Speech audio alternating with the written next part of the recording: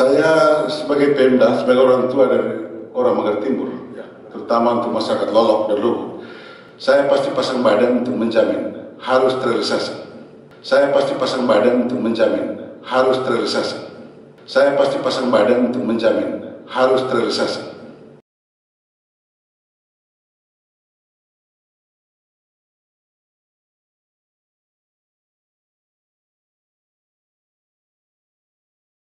Sudah patok mereka, baru penyerahan lahan di muka notaris, baru mereka bayar tuntas sudah harga tanah. Di samping itu masyarakat Lolok mendapat kompensasi sebesar 150 juta. 150 juta kompensasi untuk sekian 150 itu per kakak atau bagaimana? 150 per kakak, juta itu per kakak? untuk 89 kakak yang punya rumah di Lolok mendapat kompensasi 150 juta per kakak. Karena asumsinya kemarin ada juga kakak yang tidak punya tanah di Lolok. Akhirnya perusahaan memberikan kompensasi sebesar 150 juta. Ya. 150 juta bangun rumah 60 meter persegi. Dan kalau rumah di Lolok sekarang yang notabene luasnya lebih dari 60 meter persegi, maka dikompensasi lagi dihitung 2 juta per meter persegi. Tambahan dari 60 meter persegi. Di samping itu mereka mendapat 50 juta uang perabot. Maka saya guyon kemarin, kasih mereka uang perabot itu jangan kamu laki-laki terima, kasih istri yang terima. Kalau kamu laki-laki terima, habis dimukul dan segala macam. Itu kira-kira kesepakatan antara perusahaan dengan masyarakat. Relokasi, ya. Apakah relokasi lalu menghilangkan eksistensi budaya orang Manggarai Timur atau orang Manggarai pada umumnya? Saya rasa tidak. Kalau saya, karena pengalaman kami di Manggarai pindah kampung itu sudah berulang-ulang. Kampung saya sudah 5 kali pindah. Tapi itu seharusnya tetap dilaksanakan. Saya lihat desain marketnya yang dibuat oleh perusahaan itu bagus. Ada rumah gendangnya, ada sekolah, ada puskesmas, itu jalannya juga bagus. Saya pikir-pikir dalam saya tidak Papius kemarin lihat bandingkan nanti kalau perkampungan mereka punya yang ada sekarang yang karena saya pergi lihat kemarin di Lolok itu dengan nanti desain, ya, saya berubahlah. Ada hasil penelitian sekarang bahwa untuk daratan Flores dia Kars level 1 yang notabene sebaran batu gamping. Untuk menetapkan satu kawasan sebagai KBAK itu membutuhkan penelitian. Tidak sekedar kita mengatakan oh karena ada gold ini lalu ini memenuhi syarat KBAK. Saya baca pernyataan ahli geologi memang mesti membutuhkan penelitian. Jadi baik, yang saya cermati tolak tambang ini kepada perusahaan yang ada izin. Ada begitu banyak kegiatan-kegiatan tambang liar, tambang tanpa izin, tidak pernah diributkan oleh teman-teman walpi apa, tidak pernah ada. Yang diributkan justru yang ada ini. Yang berikut alasan teknis soal Istindo ini punya rapot merah dan lain-lain. Saya mau sampaikan bahwa betul namanya Istindo. Dalam data kami, Istindo ini ada dua, satu yang logam, satu yang batuan.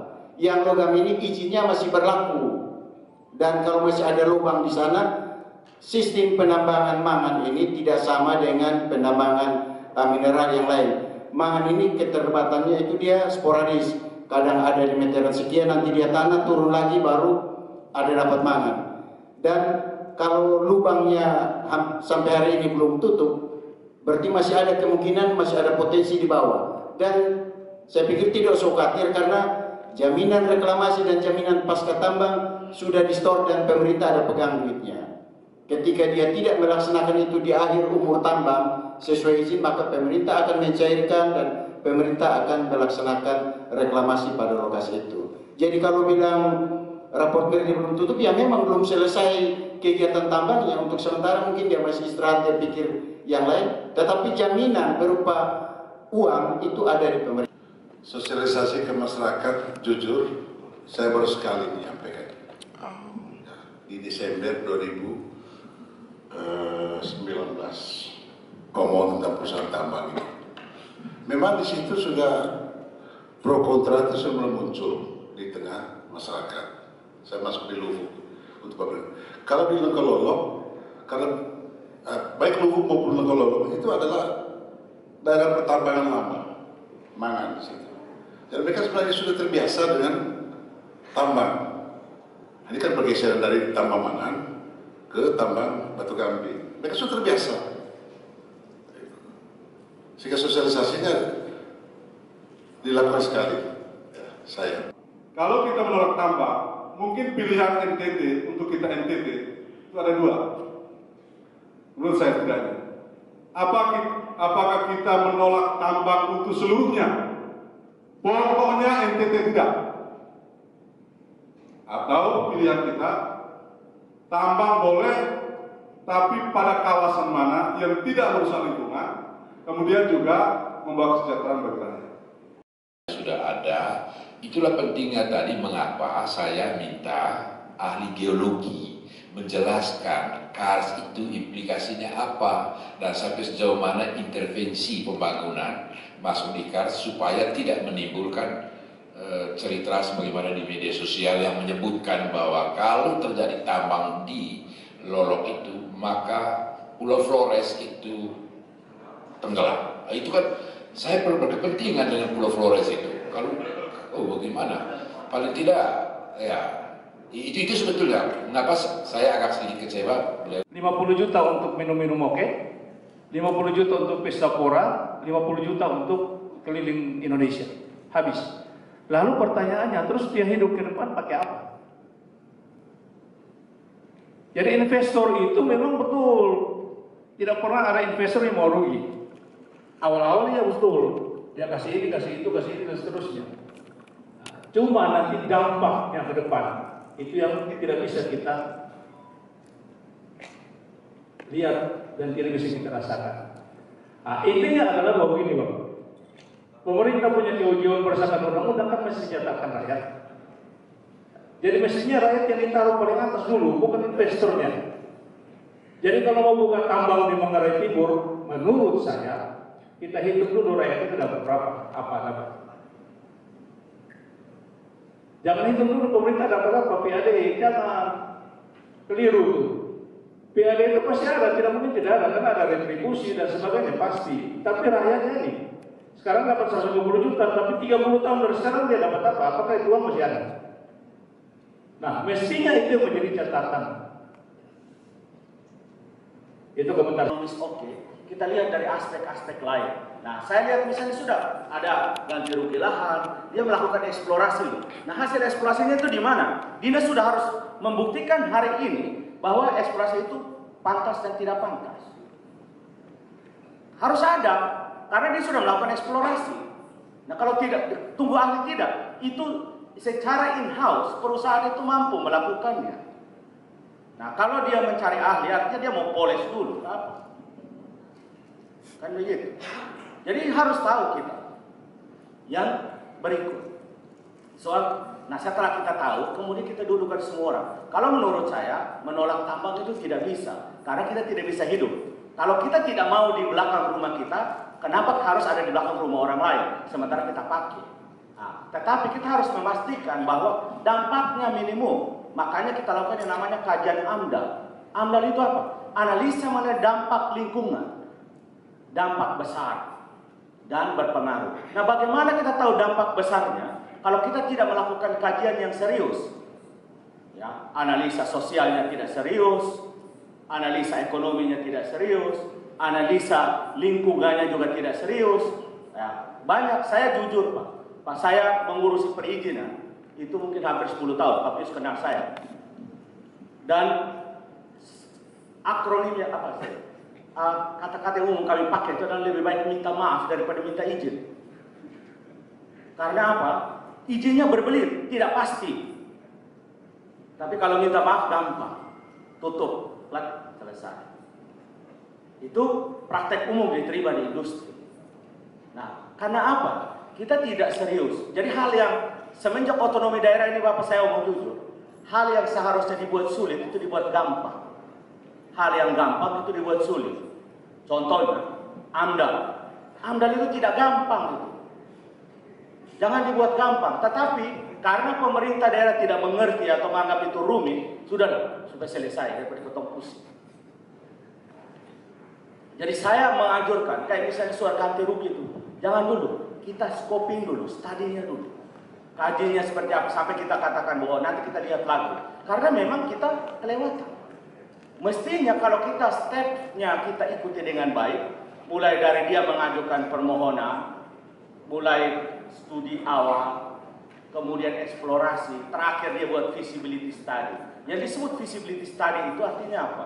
Layak secara teknologi, layak secara lingkungan, layak secara ekonomi.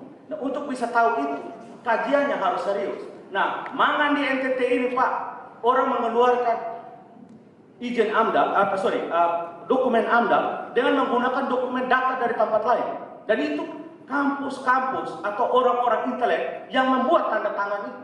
Jadi mereka menggadaikan intelektualitas mereka untuk mendapatkan legitimasi.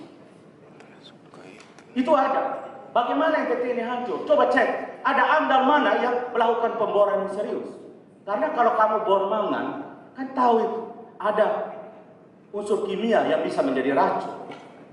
Kalau dalam jumlah konsentrasinya, atau bisa. Nah kalau kita tidak tahu bagaimana, dimensinya kita tidak tahu, dia menyebar sampai di mana. Makanya kita bilang, hari ini gali, dia mungkin tidak bisa mungkin Pak. Dia harus tahu itu isinya di dalamnya seperti apa. Misalnya mangan yang ada di daerahnya apa itu tadi?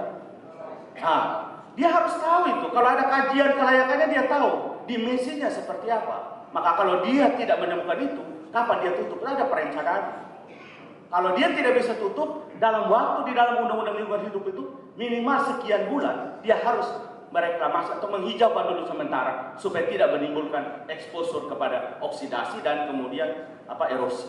Contohnya seperti itu Pak. Jadi maksud saya hanya memohon di dalam ruangan ini kita tidak bisa melepaskan diri dari tambang. Karena apa? Ya hari ini kita omong di sini karena tambang. Tetapi itu tidak berarti juga bahwa kita boleh semena-mena.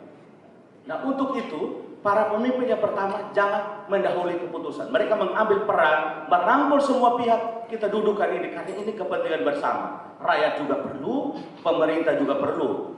Kalau tidak, ya akhirnya kita bertolak belakang. Nah, mental pokoknya itu yang sekarang kita pakai. Pokoknya saya tidak mau, terserah lu mau apa persetan pilih. Kan sudah bisa begitu. Ya, tidak mau tetapi kita terima. Ya terserah lah, kamu mau tambang di Kalimantan, bikin rusak Kalimantan, persetan itu kan Kalimantan bukan beta.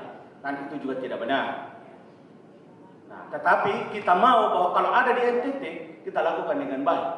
Dan sebenarnya batu gamping dengan batu pasir, sama lah itu, sama-sama batuan. Nah, kita pakai istilah galian C, itu sudah tidak lagi, itu batuan. Nah, menggali batuan ada, paling tidak sebelum gali harus ada namanya ya analisa lingkungan. Izin lingkungan itu sekarang semua sudah pakai. Masyarakat juga perlu dikaji soal ganti rugi itu. Ya memang kalau kita sebut angkanya benar Pak. Kalau orang yang tiap hari terima satu hari 100.000 atau 100.000 terlalu tinggi, 10.000, memang kalau terima uang besar itu baik. Tetapi jangan salah juga, uang yang banyak juga sering membunuh banyak orang. Apakah kita mengkaji atau tidak? Jadi kita harus melakukan analisa dampak sosial dan lingkungan serta ekonomi sebelum kita katakan oke, viable kita pergi. Nah kalau memang dia taat aturan dan semua aspek-aspek non teknis itu kita pertimbangkan semua, menurut saya tidak apa-apa kita lakukan. Kita siap terima risiko karena tidak ada hidup di dunia ini yang tanpa risiko. Mungkin itu, terima kasih Pak. Baik, terima kasih. Baik, saya senang karena dua pembicara yang pertama itu adalah ahli di bidang masing-masing. Tentu ini mendapat perhatian dari pemerintah, sehingga nanti pada waktu studi AMDAL, kajian-kajian ini menjadi penting untuk menganalisis seperti apa sih 30 tahun ke depan. Kalau kemarin saya pikir sederhana sih di sana Pak. Kalau mereka dapat 150 juta sekarang, mereka beli sawah di Ponta atau di Dampek, hidup mereka. Pikiran saya sederhana begitu, sederhana. Atau kalau mereka dapat uang 150 juta lalu mereka buka usaha di situ, pasti berlanjut juga itu. Perhitungan saya sederhana. Atau mungkin mereka sekolahkan anaknya, mungkin itu perusahaan bisa investasi untuk kirim tenaga terlatih dari situ. Itu pikiran saya itu begitu. Tidak sejauh analisis forecasting untuk 30 tahun ke depan. Ya. Karena kami juga ada keterbatasan sumber daya di pemerintah, itu kan tidak ada ahli-ahli ekonomi. Jadi saya senang sekali tadi hari ini bisa dapat ini, sehingga nanti ini menjadi perhatian dari pemerintah provinsi, terutama